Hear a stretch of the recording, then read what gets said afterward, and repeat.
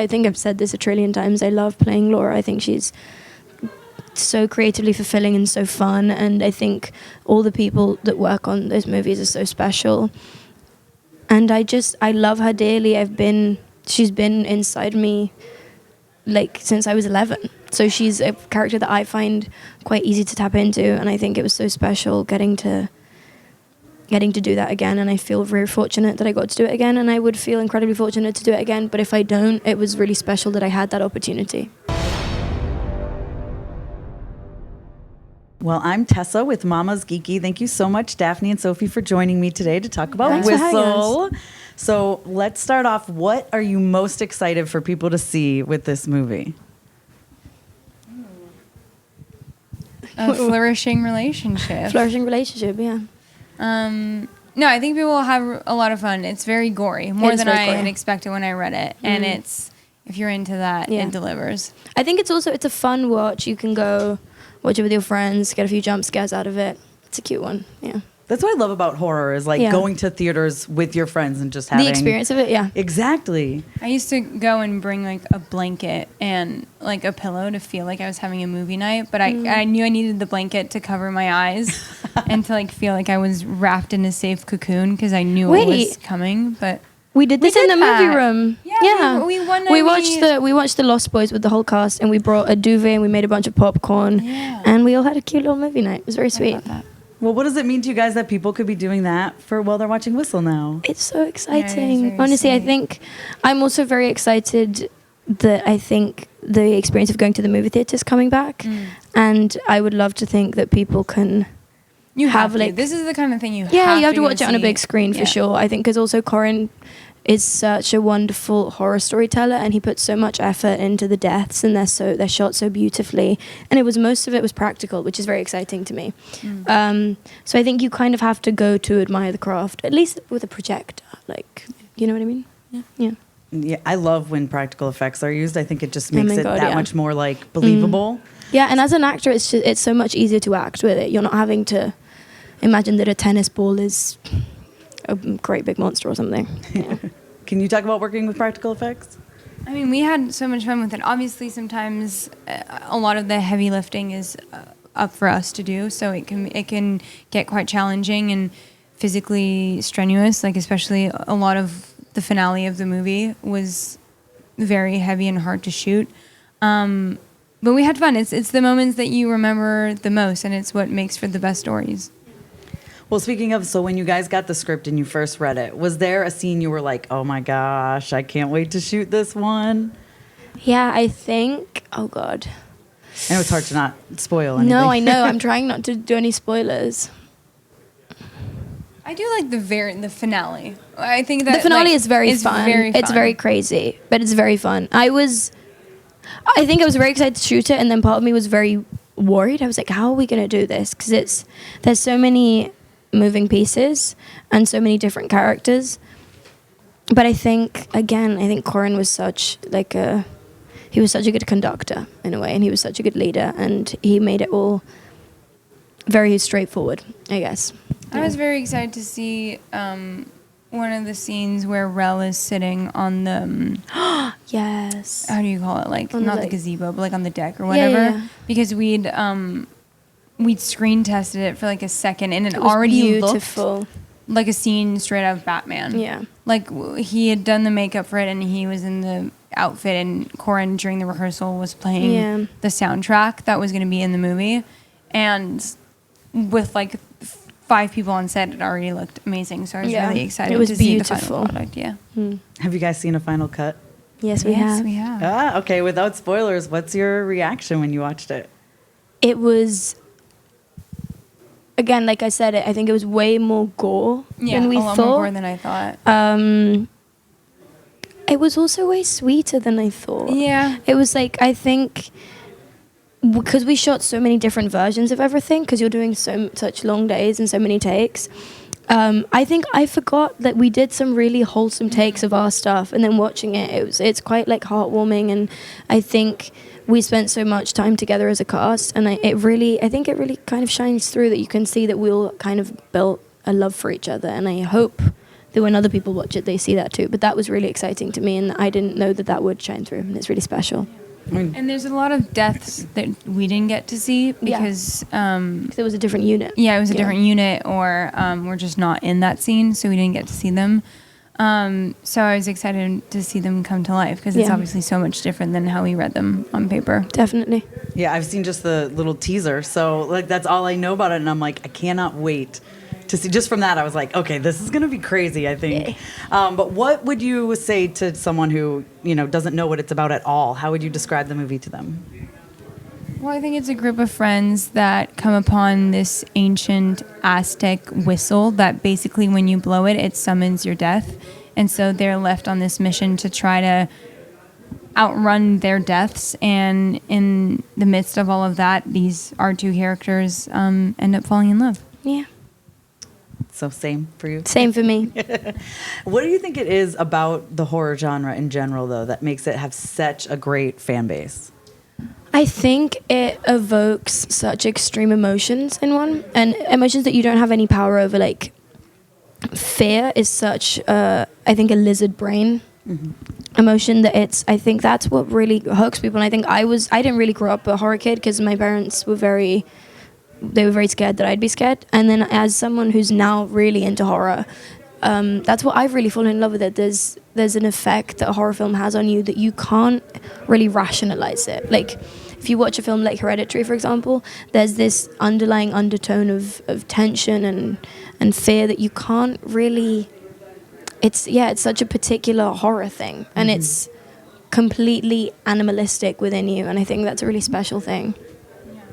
I mean, I think it's a genre that's so specific and very niche, and it's 100% itself. Like, it's not trying to do anything else than scare people. And so I think it automatically just creates a very genuine fan base and such a great sense of community where everyone wants the exact same thing and feeling out of it. Yeah.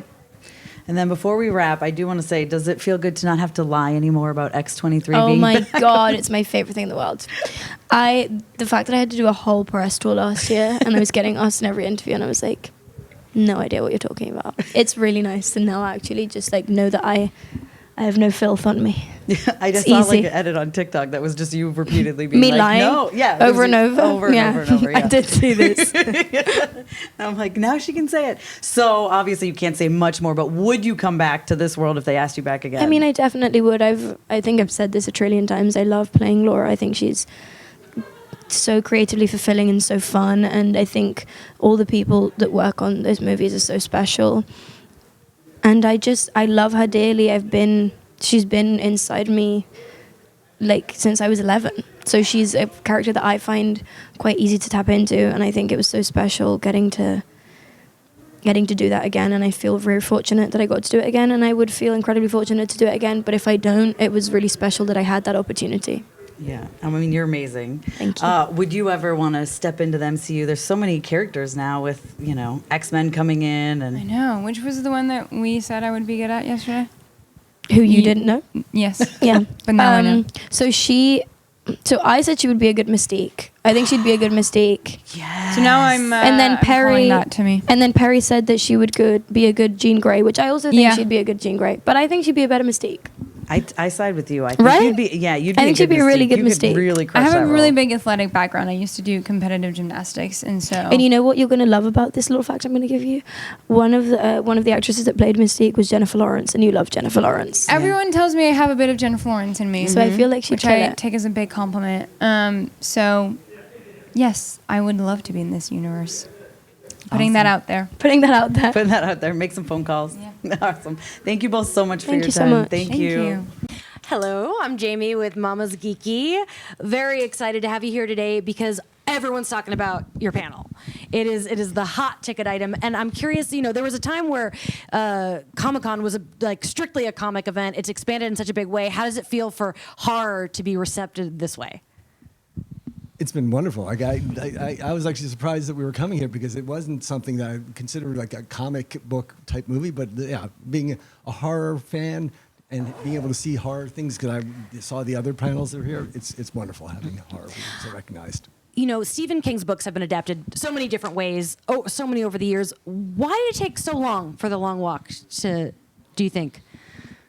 I don't know. It's weird, and Roy may speak better to that, but I don't think it's the filmmakers who have been involved in the attempts have been legendary. Have been great. I mean, I think it was Frank Darabont and I think George Romero or something. I don't know. Like I can't imagine that it had to do with like the filmmakers. Maybe it's timing. Maybe it's I don't know. But I think that Roy brought Francis and I together, and Lionsgate wanted to do this at that moment, and it happened really, really fast.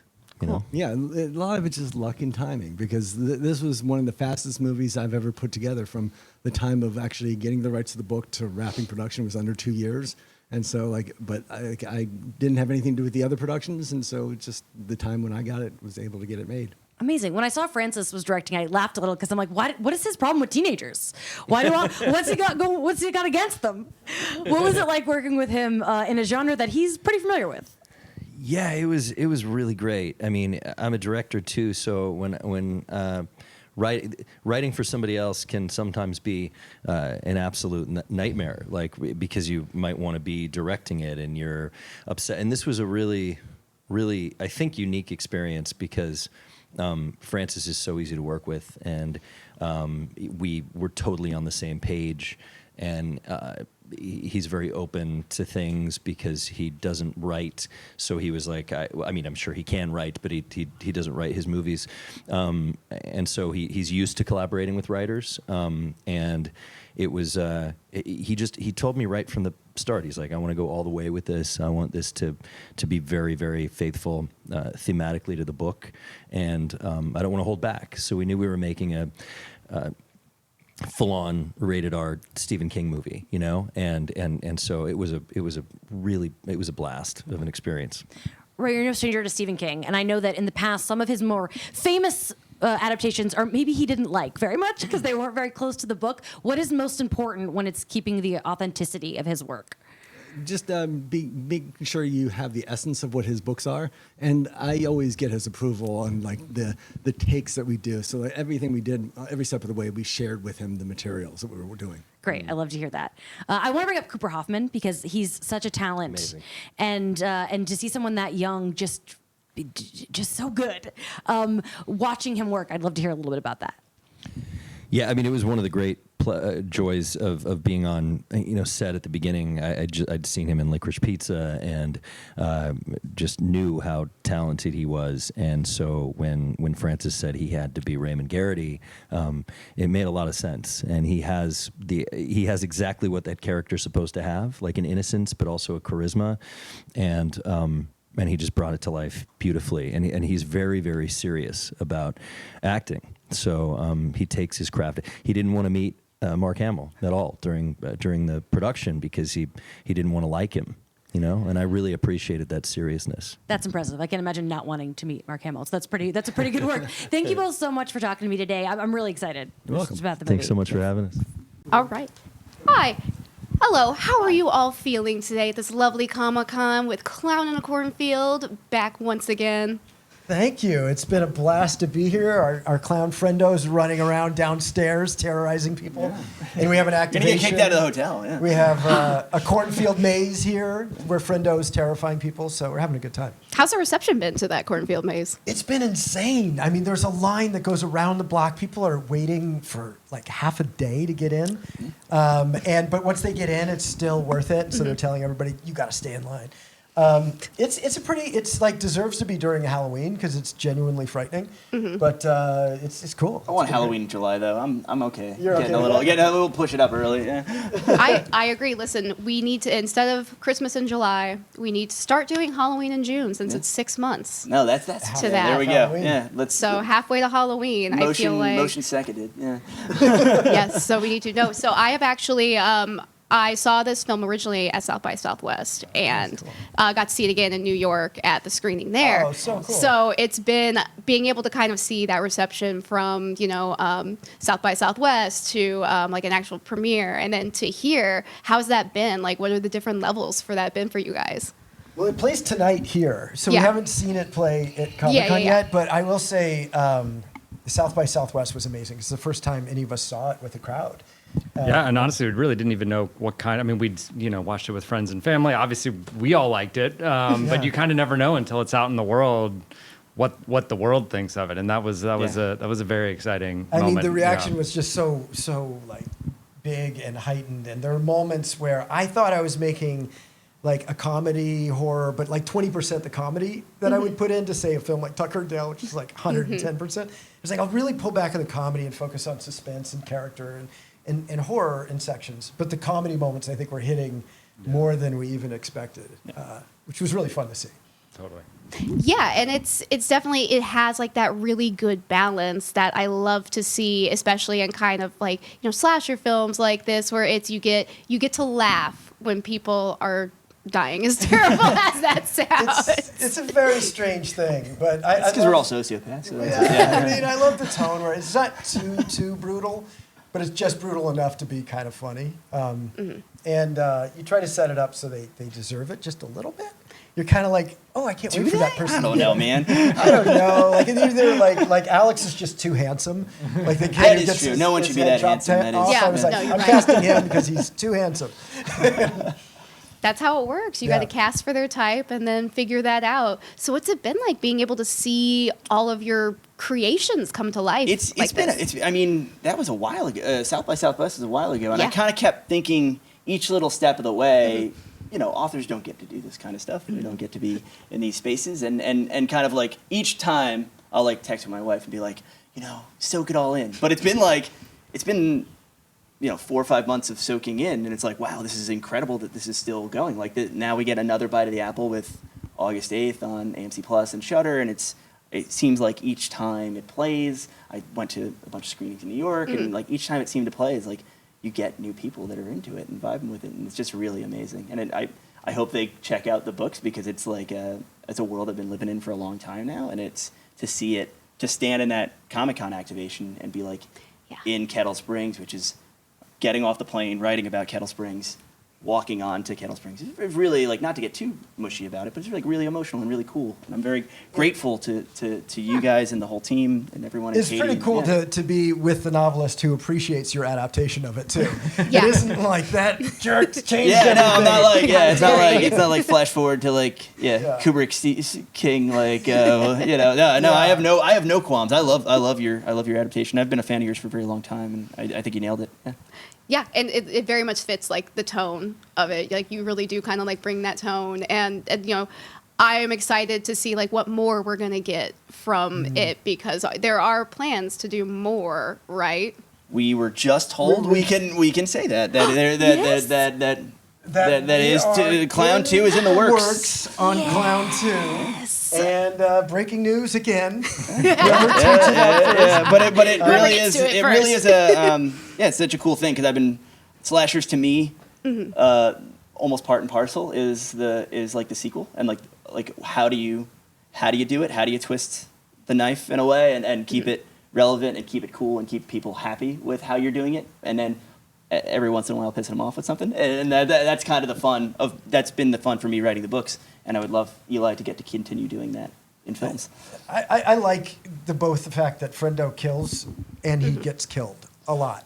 And it was fun to see like the kids kind of strike back a fair bit. You don't get that with slasher films much. You just get them killing. And in this case, a lot of Friendos die as well, which is kind of fun version of that for me.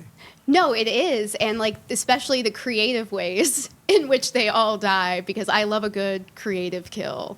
Yes, we And- are digging into more creative Hard at kills. work. Yeah. Ooh. Do you have a teaser for any of the creative kills? No, I can't go that far yet. Darn. Our breaking news is left at that. Darn it, I remember okay. that there's like this. I don't even know if it's an apocryphal story where when George Romero was making Dawn of the Dead, he called up Tom Savini and he didn't give him a script or an idea. He just said, "Start thinking of ways to kill people." And I think of that in relation to this. That's how I'll say it. Yeah. This is how we channel our sociopathy into a productive That's so valid because that's how I would approach it too and be like, what wild ways are you thinking about making people go, oh my God, they're doing that? What do you My want to two see? choices in life were serial killer or writer director. You know, Is there much of a difference? this is I'm it. kidding. And he's doing both, so yeah, he's living his true self and doing both. Listen, none of us are truly sane as writers. That's true. We're hanging on. So yeah, like, and especially here at Comic-Con, you know, huge fan base. Have you guys had any sort of like cool fan interaction yet, especially at the maze?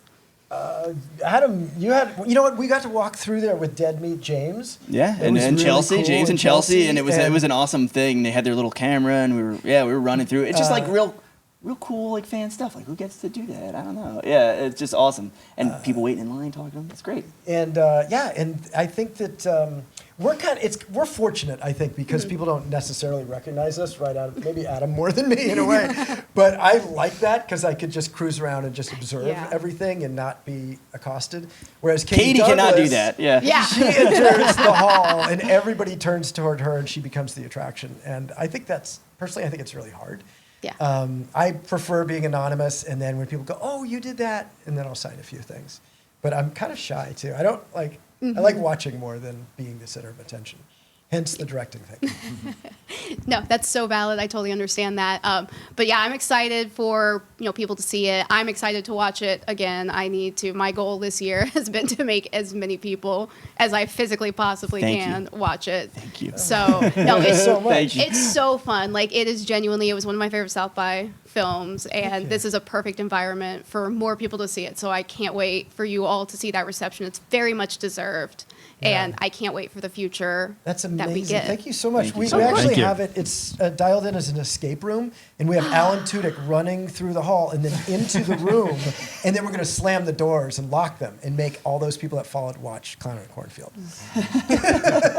That's very, very Saw of you, and I love that. Hopefully, we don't need to trap people to get them to watch No, the they're watch the voluntary. movie. What are you talking Voluntarily about? watch They're it. voluntarily. They love it.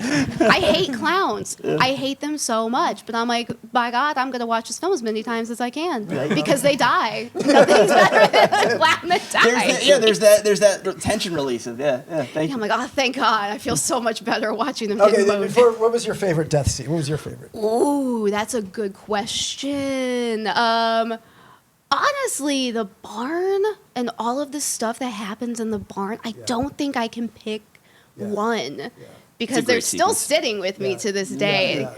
I like the barn reveal where they have a little discussion, and it turns out that Cole and Rust had a little more going on than just a friendship.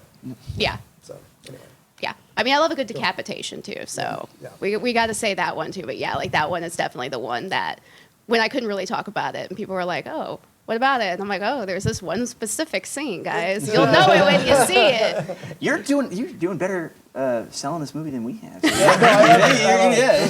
I'm a big old horror girly. I am here. Give me any horror movies. I'm going to sell those for you guys. I'll be your spokesperson. Okay, well, Clown 2, we're coming to you then. Oh, please. Please. I'm so excited for All right, it. here's my text from Alan. I'm doing a lot of press today. Okay, I gotta go get him. See you guys.